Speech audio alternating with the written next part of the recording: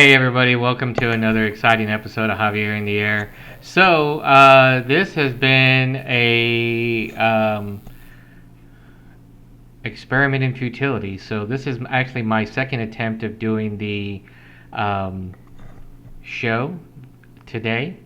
But welcome to Javier in the Air anyway. Welcome to the 3 subscribers that I have, and welcome to any new subscribers that I have. And if this is your first time, welcome, welcome, welcome. So this is my second attempt because now I realize why I had issues 2 weeks ago with the pumpkin tasting with my brother and I sitting here at this table.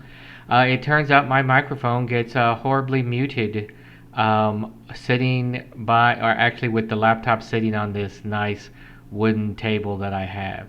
So due to that, this is my second attempt at the show this week because I had to throw away the other videos that I did just now because they weren't, the audio, you could barely hear the audio, so it was horrible.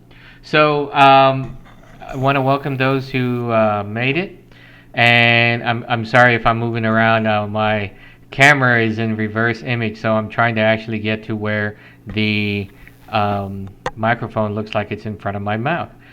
Which I don't really need to, but it's kind of unidirectional, and I'm a little crazy about getting it in the right spot so that it looks like that to you guys. Okay, so I got to stop moving around. So the last week we talked a little bit. I had some questions for everyone going into Halloween. This is a special month for me. I have a lot of family members that have birthdays, specifically my siblings and my mother. So happy birthday to them, Aida, Norma, and Rob. And next week on Halloween will be my mother's birthday. So I have been contractually obligated to not share with anyone what my mother's age is. So we'll just leave it at that. So the answers that I got quite a few answers, so I was really happy about that. Thank you for submitting your answers or just telling them to me directly. I want to open it up for anybody this is your first time seeing my show, Javier in the Air, or didn't get a chance to respond. You can still respond, and I'll put them out there. So 2 of the questions that got answered over the last 7 days were the first one was, what was your favorite breakfast cereal? So I got some good responses with that. Some outliers, a couple people never really ate breakfast cereal as a kid. So they were more the oatmeal, malto-meal, maybe a little bit of cinnamon sugar or sugar into their oatmeal, and went with that. So if you haven't had malto-meal, I highly recommend it. The chocolate, that's the one. That's the one for me. I still have a box that I break into every now and then. So for the breakfast cereals, I got a lot all over the place. Top marks were for the following: Cheerios.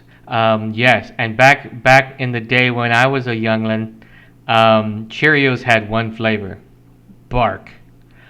I don't care what you're gonna tell me that it actually had a flavor. It tasted like bark. So and yet those were one of the top ones that people ate. Flavor, I think Honey Nut Cheerios came out in the late 80s, if I'm not mistaken. Changed the whole dynamic of Cheerios for the Cheerio company, so good for you guys. Classics like Fruity Pebbles, Cocoa Pebbles. Coming into Halloween, some people brought up Boo Berry or Frankenberry. They didn't bring up the Count Chocula, which I was surprised at, and the Wolfman one, which I don't remember what that's called. Maybe Wolfberries. I don't remember. Frankenberry and Boo Berry. Then one of my favorites that I said last week I would bring up was Sugar Smacks. So my grandmother used to always keep a box of Sugar Smacks for me. So it's as bad as it sounds. It's a great cereal for a kid, but it is nothing but sugar and, I don't know, ground up who knows what. So the great thing about Sugar Smacks, well, I know it kind of sounds like a sweet heroin or sweet black tar heroin or something like that. But the interesting thing about Sugar Smacks is that it had a frog on the cover. Sometimes they were known as Honey Smacks in other parts of the country, but I knew them by Sugar Smacks. Don't know what the frog was there for. Don't know why they used the frog for it, but it was a frog. And it wasn't like the frog from the WB. I mean, it was, well, it was kind of like the frog from the WB, but it had like a little kid's hat, and he always wore it sideways. And then the other thing that I was fascinated by was that sugar, like, okay, so Fruity Pebbles and Cocoa Pebbles would obviously turn your milk chocolate with Cocoa Pebbles, and then kind of a reddish blue, kind of a weird rainbow mix for Fruity Pebbles. And Sugar Smacks would turn the milk gray. Don't know why. Didn't care. I mean, I did. I was fascinated as a kid as to why. I mean, I didn't ever find out. Turns the milk gray. And if that's not a good enough promotion as to why you should have eaten Sugar Smacks as a kid, I don't know what else is. Gray, people, gray. Anyway, so it was good. So those were the two that got answered. So the two questions that I have left, that if anybody also wants to send me some answers for, the one of them was if we think that our universe, our reality, is actually a simulation and or a dream type thing, like you would in the Matrix. Would you want to know, and would you want to be woken up? So in other words, would you want to take the blue pill and hang out with Neo, or would you like to just keep on trucking in that dream that we call our existence right now? And then finally, the last question, which I got no responses on at all, was what really is the color indigo? There's a reason, people, why it's on the rainbow mnemonic. There's a reason why it's separate. There's a reason why that mnemonic is Roy G. Biv. Biv being blue, indigo, violet. Indigo is a separate color. But what color is it? I know, and you can't just say it's indigo. That doesn't explain what that color is. Like when you say blue, you know blue. When you know shades of blue, you can say, well, I know what blue is, so I know that's a shade of blue. And when you go violet, you can say, I know that's violet, and I know shades of violet because I know what violet looks like. Indigo is a separate entity. It is a separate color. It has its own wavelength on the visible spectrum. So you can't just say it's blue, or you can't just say it's violet. You can't say it's a shade of it either, because a shade implies that it has some of the color of the primary colors, specifically the wavelengths. And indigo is its own separate unit. So not a lot of feedback yet from that. So if you have an idea, let me know. We can certainly talk about it more, especially as it starts irritating my 3 subscribers, and we'll see what happens with them. Okay, so we got the questions through. I am going to try to keep this as short as possible this week. I know I keep saying that, and I keep going over 30 minutes, so I'm going to try my best. So we're going to bring back an old favorite character to the show. Everybody loves him. Everybody loves to see what he is baking. So let's go to Baking Hub. Hey, it's me again. Chef time again. Yay! I'm making a blackberry corn cake. So I just wanted to try it out. I have a brunch coming up. I wanted to see how it works. So I creamed together some honey, sugar, flour, cake flour, or all-purpose flour, and fine ground cornmeal. So I have all that together. I'm going to be incorporating the eggs one at a time. I creamed this for about 5 minutes, and then once I get that incorporated, I'm going to fold in the flour cornmeal mixture. And then I'm going to add some blackberries to it, and then I'm going to bake it. So we'll see how it goes. And here you go. Here's the final results of the blackberry corn cake. And let me tell you something, it tastes really good. Those blackberries really just add to the sweetness and add some tartness to it too. But we have, sugar and honey in there, so it made it really good. Fantastic. Okay, there you have it, blackberry corn cake from Baking Hub. So I don't know if you noticed, but I have was making that in a cast iron skillet. So if you've never used a skillet before, the great thing about a cast iron skillet is that it keeps the heat. It makes an even heat, but it also keeps it for a lot longer once you pull it out of the oven. So I pulled this corn cake out of the oven when the middle, the exact center, about probably about a ring about that big, was still a little wobbly, still a little bit too soft for it to be baked completely. So what I did was and I had it on a cookie sheet. So I put it on the cookie sheet, or I pulled out the cookie sheet with the cast iron on it, and I put it on the stove, left the stove on, and I let it go about another 15-20 minutes so that he can really keep working on that cake. And it did a nice number, and it really firmed up and finished baking that center for me. So it turned out real nice. And one of the reasons why I did that was because the outer rim of the cake itself was beginning to get golden brown, heading towards like bad brown. If you bakers out there know what I'm talking about. So I knew I had to pull it out, or I had to try to make some ring with aluminum foil to try to stop the heat from cooking that. So I didn't want to do that, and I figured with the cast iron skillet I'd be able to do it. So I was able to do it, and it turned out to be real good. I also got independent confirmation that the cake was really good. Corn cake was really good. It had just enough of the gluten-free flour in there to make it have a little bit of a cake consistency, where the cornmeal let it have a really good cornbread type consistency as well. So kind of a hybrid consistency that turned out well.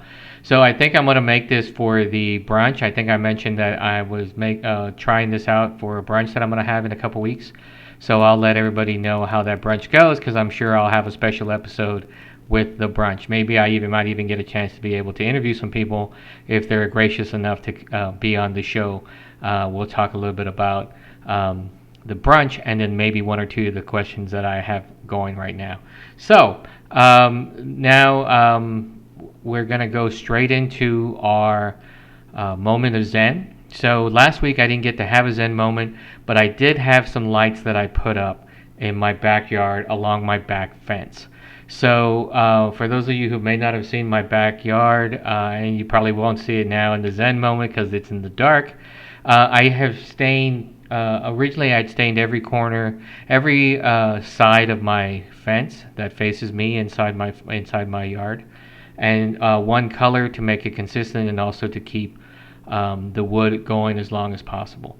So some of that is being changed now. A neighbor is putting up a specific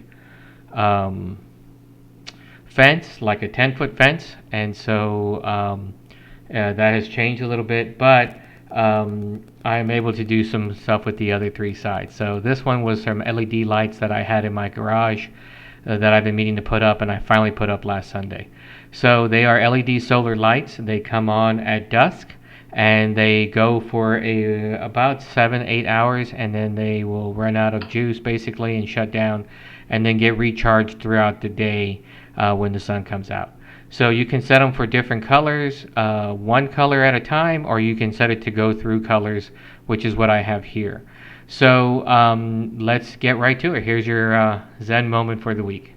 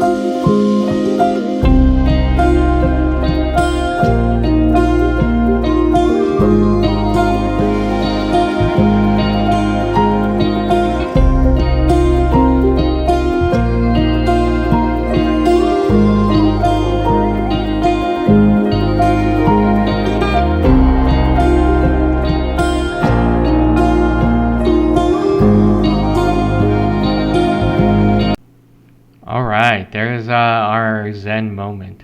So had a couple of questions from people concerning the music that I've been using on here. So I have a editing software tool that I use called Wondershare Filmora. That's Wondershare Filmora. And they have some royalty-free images and transitions and titles and effects. And they also have some audio.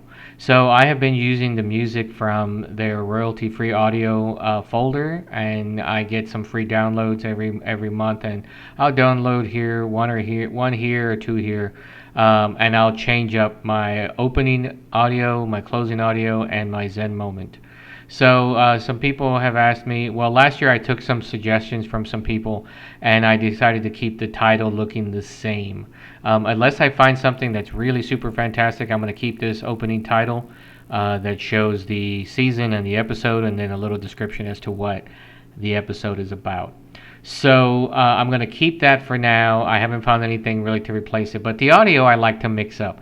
So if you hear an audio on this episode or on other episodes and you want to know the names of them, feel free to reach out to me either through here or Facebook or Instagram or any of the other places you can reach me, and I can give you the name of that. So I think there's some great musicians that are putting out some music. It's royalty free for me because I have a subscription with Filmora, so I'm sure that these musicians are getting paid for their music, so I'm not stealing the music. I don't put any copyrighted music on here that doesn't come through the subscription service.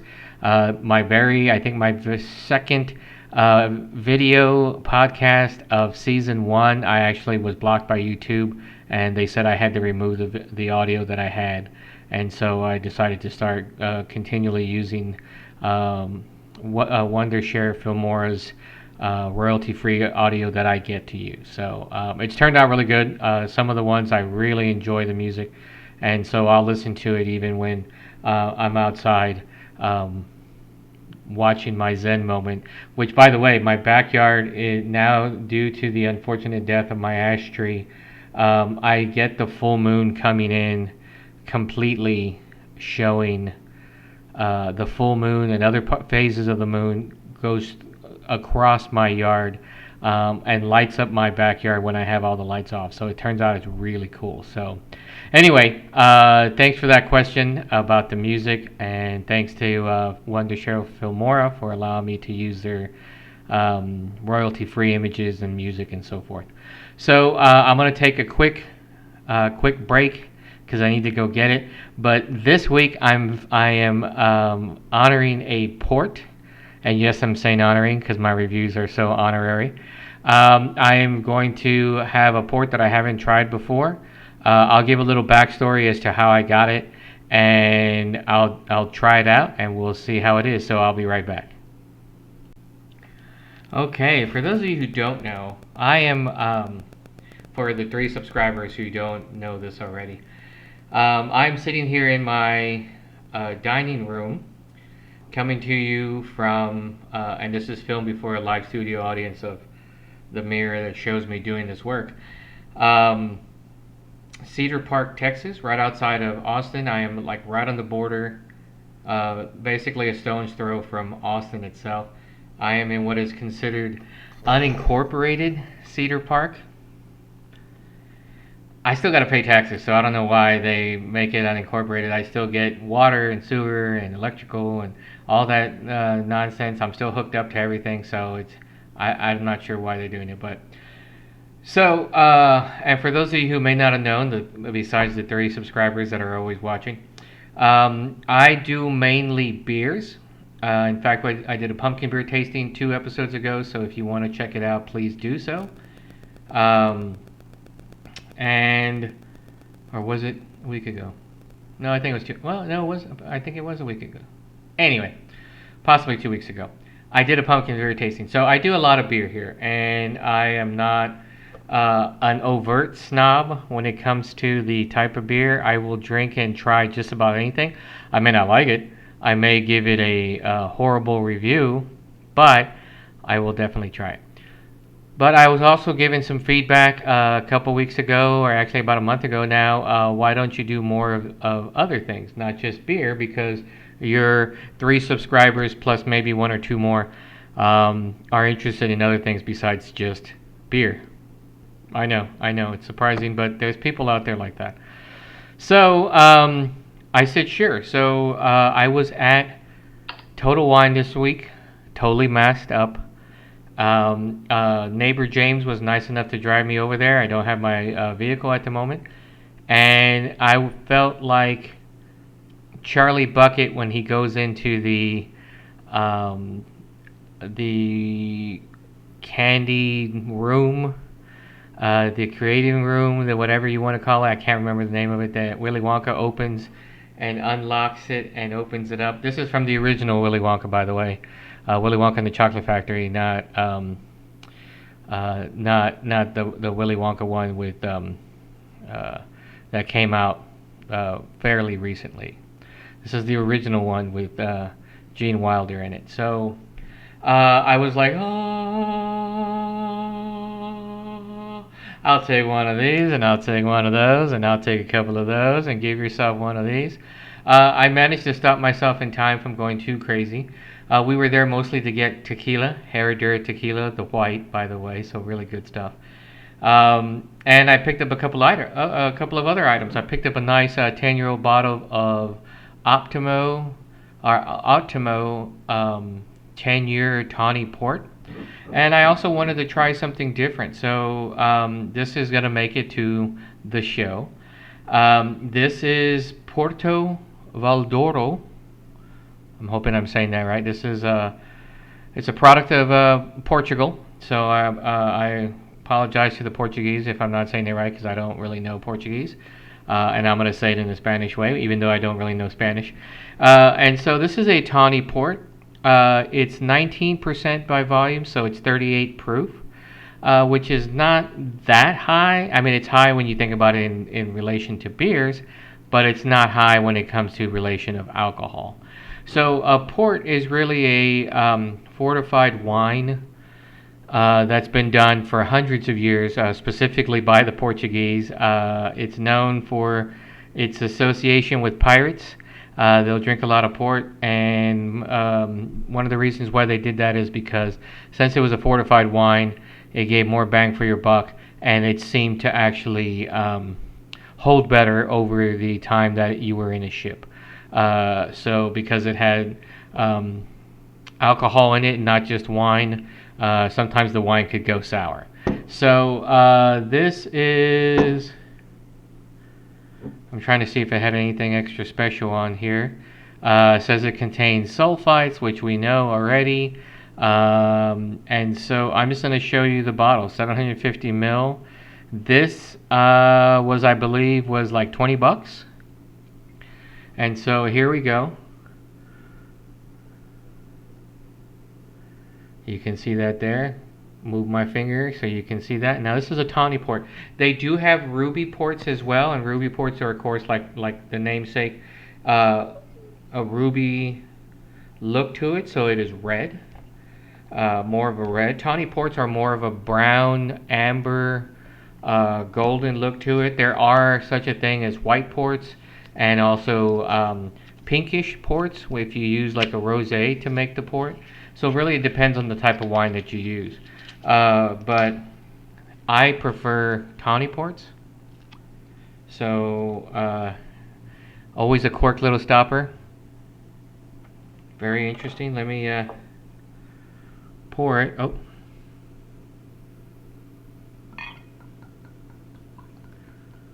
So now this is probably a little bit redder than I actually expected from a Tawny Port, especially when it says Tawny Port.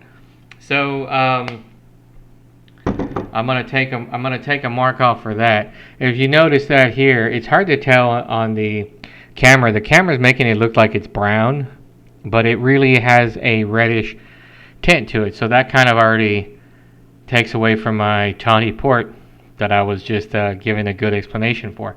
So, but let's give it a taste and see what we think.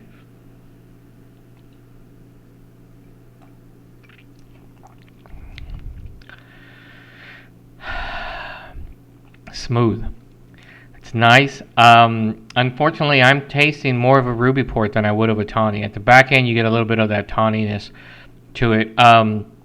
For me, ruby ports come out a little bit sweeter, and so I'm getting more of a sweetness on the front end than I would expect from, say, a tawny port. It's good, and I was hoping that I could figure out what year that they bottled this. Maybe we can let it go a little bit longer. Nope, doesn't say. Which is interesting because it may say it's somewhere that I just can't see it. But overall, it's good. I like it. This is coming from the... Oh no, it keeps going. It's from the Valdoro vineyards. It says it's a product of. It is a port. Guaranteed, it's a port. It's got their TABC label, which is this little wrapper that's around the cork. So it's good. Definitely not going to toss it out, but to me, it's definitely a ruby port. It's not a tawny port. So I'm going to ding it for that. But other than that, it's really good. I'm going to finish it for sure. And ports, we haven't had a port on here in quite some time, and I think the last time was the Otimo 10-year-old port, which was a tawny. So I'm going to go ahead on a scale of 1 to 10. I'm going to go ahead and still give this a 7.5 thumbs up. Because it is smooth. I enjoy it. I still think it's a ruby port. It's not showing itself as a tawny port in my opinion, but it's that good. So it could have been higher. If it would have said ruby port, I would have been like, oh, that's definitely higher, but it's not. It says it's tawny, and it's not tawny. So I'm going to ding you for that, but other than that, it's fantastic. So that is my show for this week. I'm getting it under 30 minutes, and so I'm happy about that. I hope you enjoyed it. If there's something you want to see on the show, someone you want to see on the show, if you're a local mom and pop business or you are a local business in your area and you'd like to be featured on the show, please let me know and I can get together a Zoom meeting or something along those lines so that we could have an interview. If you are local, I'd love to go to your place of business and interview you there and talk about what your business is and what it does. For those of you who have not been yet, I highly recommend the Brewtique. My friends Scott and Jana run that place, and it is a bottle shop where I get most of the beers that I have on my show. Also, if there's anything else you'd like to see me bake, be sure and let me know, and I will give my hand at it. I love to bake and give it away to neighbors and friends and family. So definitely let me know, and I'll see what I can cook up in the kitchen. Next couple of weeks, where I'm having a brunch, so I'll be on that. I'll be doing that. Trying to get the Smash Brothers item going. In fact, I'm gonna run something here before I run the credits.